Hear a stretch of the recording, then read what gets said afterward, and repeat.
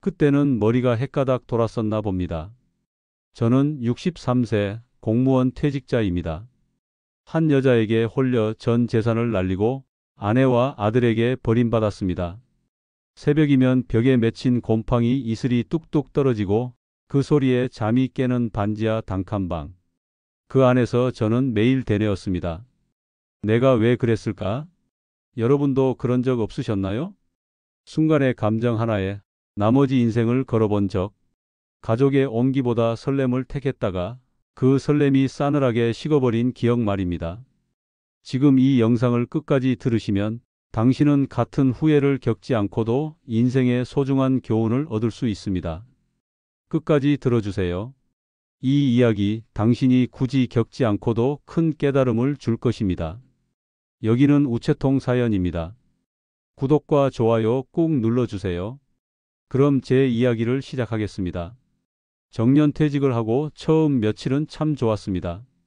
아침에 늦잠도 자고 천천히 국밥 한 그릇 먹으며 신문을 펼쳤죠. 그렇게 느긋한 시간이 이제 내 몫이란 사실이 그땐 참 뿌듯했거든요. 그런데 그 시간이 일주일을 넘기지 못했습니다. 그 다음부턴 아침에 눈을 떠도 일어날 이유가 없었습니다. 출근할 곳도 기다리는 사람도 없었고요. 그저 밥을 먹고 TV를 보고 산책을 하고 다시 밥을 먹고 하루를 쳇바퀴처럼 돌다 보면 어느새 저녁이었습니다. 퇴직 전에 상상했던 여유로운 노후는 없었습니다. 이제 진짜 내 인생을 살 수 있겠구나 싶었던 생각은 금세 공허함과 불안함으로 뒤바뀌었죠. 아내는 활기찼습니다. 동네 친구들과 모임도 다니고 노인복지관에서 봉사도 하고요. 저만 집에 덩그러니 남겨졌습니다.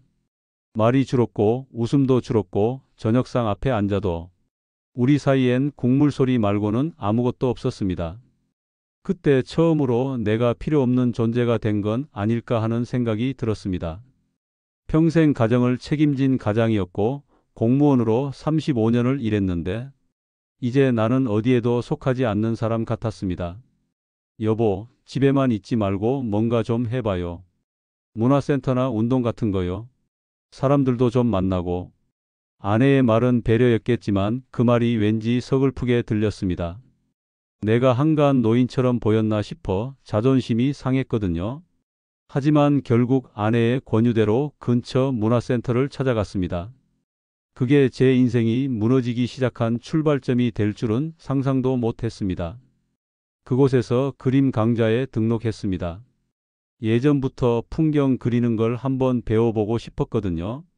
마침 수업을 맡은 강사는 서글서글한 인상의 40대 중반 여성 윤미선 씨였습니다. 박 선생님, 붙잡는 거 어렵지 않으셨어요? 어머, 이 색감 정말 따뜻하네요. 혹시 예전에 그림하셨어요? 그녀는 웃을 때 눈이 반달처럼 휘어졌고 작은 말에도 사람을 기분 좋게 해주는 재주가 있었습니다. 수업 중에도 자주 제 옆에 와서 손을 잡아주고 붓질을 도와주었죠. 처음엔 그저 고마웠습니다. 그런데 이상하게 수업이 끝나고도 그녀의 손길이 자꾸 떠올랐습니다. 그날 이후 저는 매주 수업을 기다렸습니다. 그림을 배우기 위해서가 아니라 그녀를 보기 위해서요. 수업이 끝나면 같이 차를 마시기도 했고 혼자 사는 그녀의 이야기를 듣다 보니 어느새 마음이 쓰였습니다. 전 이혼한 지 오래됐어요. 부모님도 안 계시고 친척이랑도 연락 끊고 살아요. 그림이 제 전부예요. 그녀의 쓸쓸한 말투에 마음이 흔들렸습니다. 어쩌면 저처럼 혼자인 사람이겠거니 그런 생각이 들었습니다. 그 무렵부터 집에 있는 시간이 답답해졌습니다. 아내와 밥을 먹는 것도 대화 없이 같은 공간에 있는 것도 숨이 막히는 것처럼 느껴졌습니다. 집이 집 같지가 않았습니다. 미선 씨와 그림 얘기를 나누고 카페에서 앉아 웃는 시간이 그 어떤 시간보다 편하고 따뜻하게 느껴졌습니다. 그리고 그날이 왔습니다. 눈이 펑펑 내리던 오후였습니다. 수업이 끝나고 그녀가 말했죠. 선생님, 강릉에 가면 이런 눈 오는 날. 바다가 정말 예쁘대요. 한 번도 못 가봤어요. 그 말이 마음에 박혔습니다. 저도 모르게 말이 튀어나왔습니다. 그럼 지금 가요. 강릉까지 두세 시간이면 가요.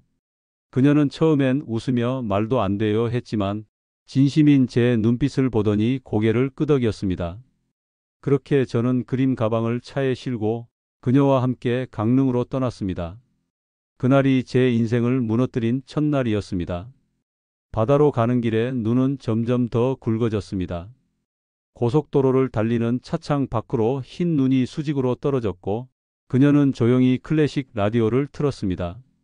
차 안엔 말이 없었지만 이상하게도 편안했습니다. 아니 설레었습니다. 그렇게 우리는 저녁 무렵 강릉에 도착했습니다. 눈 덮인 바닷가에는 아무도 없었습니다. 차에서 내려 파도가 부딪히는 소리를 들으며 그녀가 제 옆에 서서 말했습니다. 와, 이게 진짜 바다였네요. 그냥 같이 와주셔서 고마워요. 혼자였으면 절대 못 왔을 거예요. 그 순간 가슴이 벅차올랐습니다. 이 여자를 지켜주고 싶다는 그 감정 하나가 제 안을 가득 채웠습니다. 저녁은 근처에 있는 작은 한식당에서 먹었습니다. 따뜻한 생선구이와 된장찌개, 그리고 막걸리 한 잔. 조금씩 취기가 오르고 그녀의 얼굴이 발그레해졌습니다. 선생님, 혹시 이런 데 오셔서 후회는 안 하세요? 아니요. 전 이렇게 마음이 편한 건 참 오랜만이에요. 그 말이 나가고 둘 다 잠시 조용해졌습니다. 말하지 않아도 알 수 있는 묘한 정적이 흘렀습니다. 식사를 마치고 바닷가 근처에 있는 작은 펜션으로 향했습니다. 눈발이 다시 굵어졌고 바람은 차가웠지만 그날 밤의 공기는 왠지 모르게 따뜻하게 느껴졌습니다. 펜션 방 안 작은 난로가 켜져 있었고 그녀가 담요를 꺼내 제게 덮어주었습니다. 그 순간 서로의 눈을 바라보다가 아무 말 없이 가까워졌습니다. 손이 닿았고 그녀의 머리를 쓰다듬었고 그녀는 고개를 숙이다 제 어깨에 머리를 기대었습니다. 그리고 우리는 돌이킬 수 없는 선을 넘었습니다. 그날 밤 모든 게 너무 자연스러웠습니다. 마치 오래된 연인처럼 아무 거리낌 없이 서로를 안았습니다. 침대에 누워 창밖으로 눈 내리는 소리를 들으며 그녀는 조용히 제 손을 잡고 말했습니다. 선생님, 저 이런 말 하면 이상할 수도 있지만 정말 오랜만에 사람답게 숨 쉬는 기분이에요. 그녀의 말은 제 가슴 깊숙한 곳을 건드렸습니다. 퇴직 후 느꼈던 공허함, 집에 있어도 존재감 없던 그 무게가 그녀의 이 한마디에 사르르 녹아내렸습니다. 그날 이후로 저는 완전히 그녀에게 빠져들었습니다. 이제 그림 수업이 기다려지는 게 아니라 그녀가 기다려졌습니다. 아침에 눈을 뜨면 가장 먼저 그녀의 카톡을 확인했고 밤이 되면 그녀의 목소리를 듣고 싶어 전화를 걸었습니다. 그녀는 미선 씨가 아닌 미선이가 되었고 저는 그녀에게 선생님이 아닌 오빠가 되어갔습니다. 처음엔 수업이 끝난 후 차 한 잔, 그러다 전시회를 보러 서울까지 동행, 이젠 평일 낮에도 모텔에서 함께 시간을 보내는 게 우리의 일상이 됐습니다. 그녀는 늘 웃으며 말했습니다. 선생님이 있어서 요즘 너무 좋아요. 인생이 다시 시작된 기분이에요. 그 말에 저는 세상에 쓸모없는 존재가 아니라는 확신을 얻었습니다. 아내와 함께 있는 시간조차 그녀와의 다음 만남을 상상하고 있었고 밥상 앞에서도 TV를 보면서도 저는 다른 세상에 있었습니다. 사랑이라기보다 살아있다는 느낌에 대한 중독이었습니다. 그녀와 만나기 전까지 저는 죽은 듯이 살고 있었으니까요. 그날 이후로 우리는 거의 연인처럼 지냈습니다. 하지만 한편으론 마음속이 복잡했습니다. 매일 밤 그녀를 떠올리며 웃다가도 새벽이 되면 마음 한켠이 서늘해졌습니다. 이게 맞는 걸까? 나는 지금 누군가의 남편이고 아들의 아버지인데 내가 이러면 안 되는 거 아닌가? 거울 속 제 얼굴을 볼 때면 어느 순간부터 부끄러움이 밀려왔습니다. 한쪽에는 설렘이 있었고 다른 한쪽에는 죄책감이 있었죠. 밥을 먹을 때 아내가 오늘은 왜 그렇게 조용해요? 하고 물으면 눈을 마주칠 수가 없었습니다. 같이 드라마를 보면서 웃던 그 평범한 시간조차 왠지 모르게 불편하고 낯설게 느껴졌습니다. 그녀가 음식을 제 앞에 내려놓을 때 그 손길이 따뜻했지만 그 따뜻함이 제게 점점 무게로 다가왔습니다. 한참을 그렇게 혼란과 외면 사이에서 흔들렸습니다. 미선이와 함께 있는 시간은 점점 늘어났고 그럴수록 아내와의 거리는 멀어졌습니다. 이중생활이라는 단어가 머릿속을 스치면 심장이 철렁 내려앉았지만 다음 날 미선의 미소를 보면 모든 생각이 사라졌습니다. 그녀는 말했습니다. 오빠, 나 진짜 요즘 너무 행복해요. 이렇게 웃을 수 있는 날이 다시 올 줄 몰랐어요. 그 말이 저를 무너뜨렸습니다. 이 사람에게 내가 필요하다는 사실이 처음으로 존재의 의미처럼 느껴졌습니다. 그러다 어느 날 그녀가 조심스럽게 말했습니다. 사실 저 꿈이 있어요. 작은 미술학원 하나 차리는 거예요. 아이들도 가르치고 어르신들도 편하게 그림 그릴 수 있는 공간. 그런 곳을 만들어 보고 싶어요. 그 말을 듣고 저는 고개를 끄덕였습니다. 좋은 꿈이네. 꼭 이뤘으면 좋겠다. 그녀는 눈을 피하며 중얼거렸습니다. 근데 돈이 없어요. 지금 알바비로는 생활도 벅차요. 그리고 한참을 머뭇거리다. 결국 그녀는 이렇게 말했습니다. 선생님 아니 오빠, 혹시 연금 일시금으로 받을 수 있죠? 그걸로 학원 시작하면 저 진짜 열심히 살아볼 수 있을 것 같아요. 그리고 우리 혼인신고하자. 같이 살자고요. 진짜 부부처럼. 그 말에 머리가 하얘졌습니다. 혼인신고. 그 단어는 왠지 모르게 따뜻했고 그녀와 함께 새로운 인생을 시작할 수 있을 거란 착각에 빠졌습니다. 며칠 동안 밤잠을 설쳤습니다. 아내와 살던 지난 35년 지켜왔던 가정, 아들과 함께한 시간들이 스쳐갔습니다. 하지만 미선의 그 한마디가 모든 걸 덮었습니다. 같이 살자. 그녀를 위한 선택이 아니라 어쩌면 제 외로움을 덜기 위한 도피였는지도 모릅니다. 결국 저는 연금 일시금 수령을 신청했고 2억 원을 그녀에게 건넸습니다. 미선아, 이 돈으로 내 꿈 펼쳐봐. 우리 진짜 시작해보자. 그녀는 눈물을 글썽이며 제 손을 꼭 잡았습니다.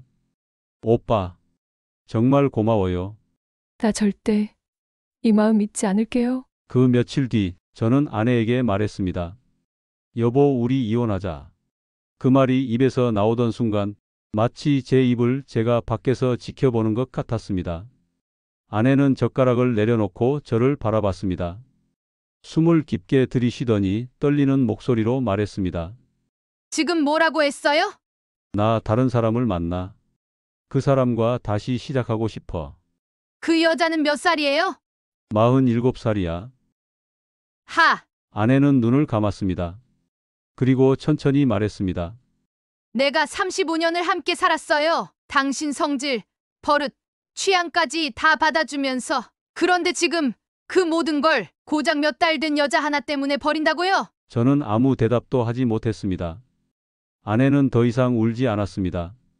그저 말없이 조용히 일어나 부엌으로 들어갔고 저는 남겨진 자리에 앉아 내가 뭘 한 거지 하고 되뇌었습니다. 하지만 후에도 잠시 그녀와의 새 출발이 눈앞에 있다는 생각에 저는 그날 밤도 미선에게 메시지를 보냈습니다. 정리 다 했어. 이젠 우리 시작이야.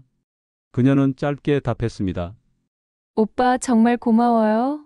나 당신한테 진심이야. 저는 그 메시지를 가슴에 품고 이혼 서류를 준비했습니다. 그땐 정말 몰랐습니다. 그 진심이라는 말이 얼마나 가벼운 것이었는지.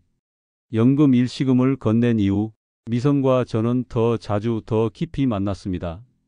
전보다 훨씬 다정해졌고 그녀는 자주 이렇게 말했죠. 오빠, 나 진짜 요즘 너무 행복해요. 학원만 잘 되면 우리 정말 멋지게 살 수 있을 것 같아. 그 말에 저는 뿌듯했습니다. 좋은 일 했구나 싶었죠. 이 여자에게 내가 인생을 다시 시작할 기회를 준 거라고 믿었습니다. 하지만 그 행복은 오래가지 않았습니다. 처음엔 작은 변화였습니다. 문자 답장이 늦어지고 전화 통화 시간이 줄어들었습니다. 요즘 좀 바빠. 학원 준비 때문에 정신없어. 그녀의 말에 의심할 이유는 없었습니다. 저도 그녀의 미래를 위해서라고 믿었으니까요. 하지만 이상했습니다. 평소엔 자주 보내던 사진도 뜸해졌고 어느 날은 약속 시간이 임박해서야 미안, 일이 생겨서 못 나가라는 짧은 문자 하나로 취소되곤 했죠. 그럴 때마다 가슴이 쿵 내려앉았습니다. 하지만 저는 계속 스스로를 타일렀습니다. 아니야, 미선이는 그런 사람 아니야. 내가 너무 예민한 거야. 그러던 어느 날 미선의 생일이 다가왔습니다. 그녀를 위해 조촐한 저녁을 준비했습니다. 예전처럼 비싼 레스토랑은 아니었지만 제가 정성껏 고른 중급 한정식집이었고 선물 대신 제 손으로 직접 쓴 그림 한 점을 액자에 넣어 가져갔습니다. 그녀가 좋아하던 시구였죠. 너는 나의 봄이었고 나는 너의 겨울이었다. 그런데 그날 아침 그녀에게서 메시지가 왔습니다.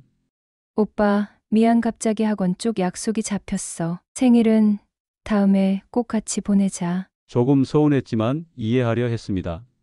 하지만 그날 밤 지인이 보내온 한 장의 사진을 보고 모든 것이 무너졌습니다. 사진 속에는 고급 레스토랑에서 케이크를 앞에 두고 웃고 있는 미선이, 그리고 그녀 옆에 앉은 40대 초반으로 보이는 남자가 있었습니다. 단정한 정장에 손목에는 반짝이는 시계. 그는 자연스럽게 그녀의 어깨에 손을 얹고 있었습니다. 사진 속 미선은 제가 한 번도 보지 못했던 미소를 짓고 있었습니다. 심장이 얼어붙었습니다. 저도 모르게 사진을 수십 번 들여다보며 설마 아니겠지 설마 하고 중얼거렸습니다. 하지만 다음 날 결정을 내렸습니다. 미선이 일하는 화실 앞에서 기다리기로 한 겁니다. 그날 오후 검은 외제차 한 대가 그녀 앞에 멈췄고 차에서 내린 남자는 바로 그 사진 속 남자였습니다.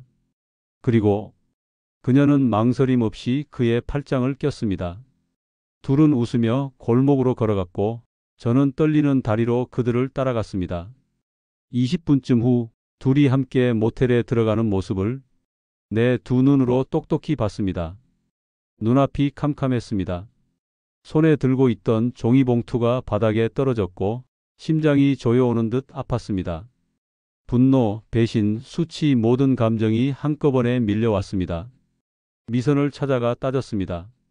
숨길 수 없었습니다. 너 지금 뭐 하는 거야? 도대체 이게 뭐야? 나랑 혼인신고 하겠다더니 그 말 다 거짓말이었어? 그러자 그녀는 눈을 치켜뜨며 길길이 화를 냈습니다. 아, 진짜 짜증나. 이렇게 내 사생활 감시하다니. 당신 스토커야. 그 말에 말문이 막혔습니다. 미선아, 난 널 믿었고 사랑했어. 우린 같이 시작하자고 약속했잖아. 그러자 그녀는 차가운 눈빛으로 쏘아 붙였습니다. 우리 이제 안 맞아. 앞으로 돈 얘기 다시 꺼내지도 마. 그리고는 그대로 저를 밀치고 그대로 가버렸습니다. 그녀는 제 번호를 차단했고 연락처도 사라졌고 그날 이후 자취를 감췄습니다. 나는 쪽팔려서 경찰에 신고도 못했습니다. 제가요 연금 2억 주고 여자한테 당했어요. 그 말이 입에서 나오지 않았습니다. 그저 그 자리에 주저앉아 제 무릎을 감싸 쥐고 한참을 울었습니다. 혼자 펑펑 울었습니다. 내가 왜 그랬을까? 정말 헷가닥 돌았었나 봐. 그녀가 사라지고 모든 것이 끊겼습니다. 전화도 문자도 주소도 알 수 없었고 계좌로 보냈던 돈은 이미 이체 내역에 흔적만 남아 있었습니다. 그토록 다정했던 그녀는 연기처럼 사라졌습니다. 그리고 남은 것은 비참한 현실뿐이었습니다. 아내는 이미 떠났고 아들은 저를 보려 하지 않았습니다. 이혼하면서 저는 모든 재산을 아내에게 넘기기로 했습니다. 그 여자랑 잘 살아봐요. 그 말과 함께 아내는 눈물도 없이 등을 돌렸습니다. 집은 물론 예금과 보험까지 정숙의 몫이 되었고 저는 빈손으로 쫓겨나듯 나왔습니다. 연금도 일시금으로 이미 수령했고 그중 2억은 미선에게 건넨 상태. 남은 2천만 원으로 서울 외곽 허름한 반지하 방 보증금 겨우 마련했습니다. 보증금 1,500에 월세 35만 원. 그게 제 전 재산이었습니다. 좁고 눅눅한 방, 천장에서 물방울이 맺히는 밤이면 저도 모르게 중얼거렸습니다. 내가 왜 그랬을까? 내가 왜 그랬을까? 식욕은 사라졌고 밥을 먹는 것도 귀찮아졌습니다. 컵라면 하나로 하루를 버티는 날도 많았고 멀쩡하던 내 몸은 서서히 망가져 갔습니다. 당뇨 수치는 올라가고 혈압은 위험 신호를 반복했고 병원에서 항우울제 처방을 받았습니다. 약을 먹으면 감정은 죽고 먹지 않으면 내가 죽을 것 같았습니다. 통장 잔고는 매달 줄어들었습니다. 들어오는 돈은 없고 나가는 건 월세, 약값, 휴대폰 요금, 생필품. 살기 위해선 뭔가라도 해야 했습니다. 하지만 63세 노인이 할 수 있는 일이 뭐가 있을까요? 전단지를 돌려도 아버님 너무 힘들지 않으시겠어요? 라는 말만 돌아왔고 마트에서는 저희는 60세까지만 채용해요. 라고 잘랐습니다. 스스로가 쓸모없다는 사실을 공식처럼 매일 증명당했습니다. 그러다 동네에서 폐지를 줍는 노인을 봤습니다. 조용히 따라갔고 그가 물끄러미 저를 보며 말했습니다. 당신도 여기까지 오셨나 보네요. 그 말이 가슴을 때렸습니다. 그날부터 저도 리어카를 끌었습니다. 새벽 5시 아무도 없는 골목길을 돌며 스티로폼과 박스를 모았습니다.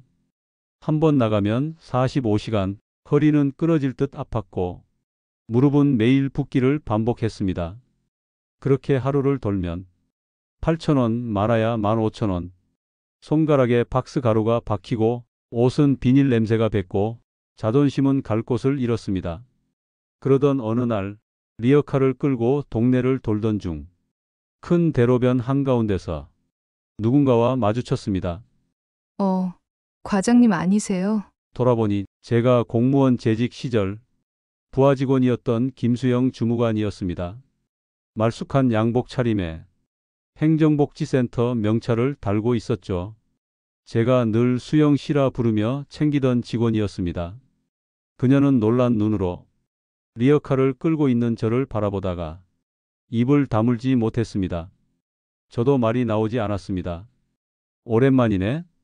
잘 지내지? 아, 예. 과장님은 요즘. 그녀는 더 이상 말을 잇지 못했고 저는 고개를 숙이며 그 자리를 황급히 지나쳤습니다. 등 뒤로 들려오는 그녀의 당황한 목소리와 불쑥 꺼낸 죄송해요 라는 말이 온몸을 덜덜 떨리게 했습니다. 그날 밤 거울을 보며 울었습니다. 공무원으로 35년, 누군가의 상사였고 가정을 지켰던 남자였고 존경받던 사람이었습니다. 그런 제가 이제는 폐지 리어카를 끌며 과거 부하 직원 앞에서 고개도 들지 못하는 신세가 된 겁니다. 이게 내가 꿈꾸던 노년이었나? 이게 사랑의 대가였나? 그 말만 중얼거리며 울었습니다. 그날 이후 저는 더 이상 거울을 보지 않았습니다. 그날 이후로도 저는 그냥 사라졌습니다. 살기 위해 숨을 쉬고 버티기 위해 몸을 움직이는 그런 하루하루였죠. 어느 날은 폐지를 줍다가 리어카가 덜컹거리는 바람에 손가락이 찢어졌습니다. 종이와 철사에 베인 상처가 따가웠지만 파스 하나 붙일 여유도 위로해 줄 사람도 없었습니다. 그날 저녁 손에 피가 마른 채 좁은 방 구석에 앉아 있는데 휴대폰이 울렸습니다. 민석이, 아들의 이름이 화면에 선명하게 떠 있었습니다. 순간 손이 덜덜 떨렸습니다. 아들의 목소리를 들은 지 1년이 넘었습니다. 그동안 명절에도 생일에도 어떤 연락도 없었습니다. 조심스레 전화를 받자 그 익숙하면서도 낯선 목소리가 들렸습니다. 아버지 시간 되세요? 다음 주 토요일 잠깐 뵙고 싶은 게 있어요. 그 짧은 말 한마디에 제 눈에서는 눈물이 쏟아졌습니다. 목소리를 내지 못하고 그저 그래 알았다는 말만 간신히 내뱉었습니다. 그리고 약속한 날 분당의 한 카페에서 우리는 마주 앉았습니다. 민석이는 말이 없었습니다. 저 역시 어떤 말을 해야 할지 몰랐습니다. 저를 마주 본 민석은 한참을 침묵하다 조용히 입을 열었습니다. 많이 힘드셨죠? 저는 아무 말도 하지 못했습니다. 대신 주름진 제 손등을 내려다봤습니다. 민석이의 눈빛은 예전과 달랐습니다. 분노도 실망도 아닌 그저 깊은 슬픔이 담긴 눈빛이었습니다. 엄마가 그러더군요. 아버지 요즘 폐지 줍고 다니신다고. 이웃 아주머니가 봤다고. 혼자 사시는 모습 너무 초라해 보였다고. 저는 그 말에 고개를 들 수 없었습니다. 그 사람이 그러니까 그 여자. 지금은 어때요? 떠났어. 번호 바꾸고 사라졌더라. 민석은 아무 말 없이 커피잔을 바라보다 잠시 뒤 고개를 끄덕였습니다. 그럴 줄 알았어요. 그 말에 저는 가슴이 미어졌습니다. 그리고 천천히 가장 솔직한 목소리로 말했습니다. 민석아, 아빠 그때 진짜 미쳤었나 봐. 진짜야. 그땐 너무 외로웠고 누군가 내 이름을 불러주는 게 너무 그리웠어. 민석은 말없이 고개를 끄덕였습니다. 그 한마디에 모든 것이 담겨 있었기 때문입니다. 카페를 나서기 전 민석은 주머니에서 봉투 하나를 꺼내 제게 건넸습니다. 그냥 비상금이에요. 약값이나 식사 따뜻하게 하세요. 받아주세요. 도움 주려고 만난 거니까. 저는 손사래를 쳤지만 민석은 제 손에 억지로 봉투를 쥐어주고 자리에서 일어났습니다. 그날 밤 혼자 돌아오는 길, 분당에서 서울로 가는 지하철 안 창밖 풍경이 흐릿해졌습니다. 한때 저를 아버지라 부르던 아들이 다시 제게 손을 내밀었습니다. 말은 없었지만 그 손은 분명히 말하고 있었습니다. 아버지, 다시는 우리를 떠나지 마세요. 민석과의 만남 이후 제 안에는 작은 불씨 하나가 피어올랐습니다. 아직은 타오르지 못하는 희미한 온기. 하지만 분명히 살아있는 희망의 온기였습니다. 며칠 후 저는 무작정 북한산으로 향했습니다. 젊었을 때는 등산도 자주 다녔지만 이젠 무릎이 시큰거리고 숨도 차서 중턱까지만 오르기로 마음먹었습니다. 길을 따라 천천히 오르다 보니 봄 햇살이 부드럽게 등을 감쌌습니다. 산 아래로 보이는 회색 지붕들과 흩날리는 벚꽃잎, 그리고 그 속에 살아가는 사람들, 그 광경을 바라보며 문득 지난 내 삶이 겹쳐 보였습니다. 나는 무엇을 쫓아왔을까? 무엇을 버렸고 무엇을 얻었나? 가족보다 짜릿한 설렘을 택했고 믿음을 깨뜨리는 대가로 거짓된 약속을 품었습니다. 결국 얻은 건 빈손, 텅 빈 방, 그리고 부끄러운 기억뿐이었습니다. 그러나 오늘처럼 볕이 좋은 날 이렇게 자연 속에 서 있으면 그 모든 잘못도 조금은 용서받을 수 있을 것 같은 기분이 들었습니다. 그리고 처음으로 제 자신에게 솔직하게 고백했습니다. 내가 어리석었고 욕심이 많았고 그래서 많은 걸 잃었다. 이제는 제대로 살겠다. 도덕적으로 인간답게 남은 생은 부끄럽지 않게 살겠다. 그 다짐은 말이 아니라 기도였습니다. 산을 내려오는 길, 오랜만에 땀으로 옷이 젖었지만 어깨는 이상하게도 가벼웠습니다. 집으로 돌아와 작은 거울 앞에 섰습니다. 그 안엔 주름 깊고 눈밑이 검게 꺼진 초라한 노인이 있었습니다. 하지만 오늘만큼은 그 노인을 외면하지 않았습니다. 그는 수많은 후회를 겪고 수많은 잘못을 무릅쓰고 끝내 다시 사람 구실을 하기로 결심한 사람이었으니까요. 사람은 누구나 외롭고 그 외로움을 달래줄 누군가를 원합니다. 하지만 그 순간 우리가 잊는 게 있습니다. 가장 소중한 건 이미 곁에 있었다는 사실. 평생을 함께한 아내, 묵묵히 지켜본 아들, 그리고 자신을 믿고 살아온 스스로의 삶. 저는 그걸 뒤늦게야 깨달았습니다. 한순간의 감정으로 평생을 무너뜨릴 수 있다는 것, 그리고 그것을 복구하는 데는 목숨보다 더한 용기와 시간이 필요하다는 것. 이 이야기를 들으신 당신은 부디 저처럼 모든 걸 잃은 후에야 소중함을 깨닫지 않기를 바랍니다. 댓글로 여러분의 이야기도 함께 나눠주세요. 그 기록이 또 다른 이의 삶을 돌이킬 지혜가 될지도 모릅니다.